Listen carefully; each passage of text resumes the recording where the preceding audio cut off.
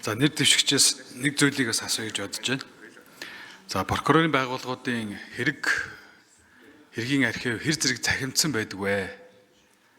Зарим асуудлаар одоо нэг хэргийн асуудлаар 3-4 удаа одоо бас энэ мөрдөх зарим байгууллагууд бол одоо хэрэг үүсгэж дахин 10-20 жилийн өмнөх асуудлыг шалгадаг.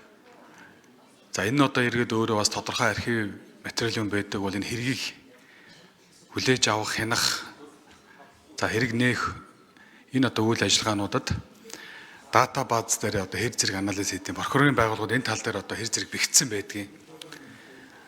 Магадгүй зарим тохиолдолд одоо ийм мэдээллийн хоорондоо солилцдгоо тусдаа захимжуулгаас шалтгаалаад иргэдийг чирэгдүүлэх.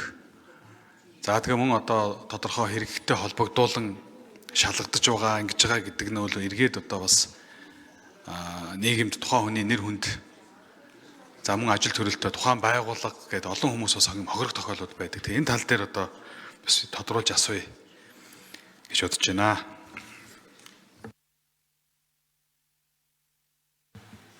За нэр дэвшигч Максим Инжинбат 4-р микрофонд хариулна.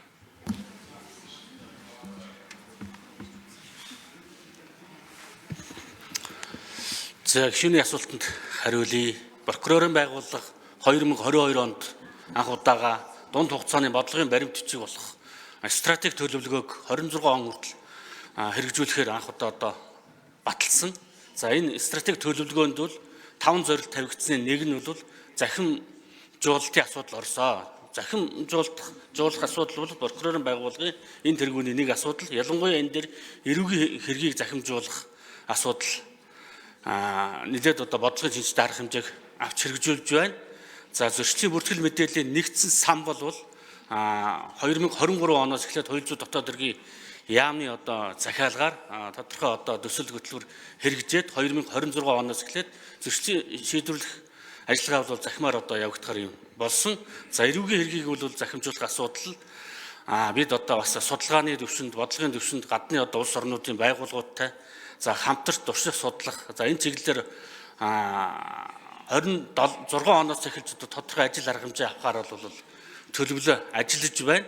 За эрүүгийн хэрэг шийдвэрлэх ажиллагааг захим хэлбэрээр явуулж болох хуулийн зохицуултыг бол улсын их хурлаас 2023 онд одоо тусгаж өгсөн. Тэгэхээр хууль эрх зүйн хувьд бол одоо хэн шийдвэрлэх ажиллагааг захимаар явуулах юм бүрэн боломжтой байгаа юм аа.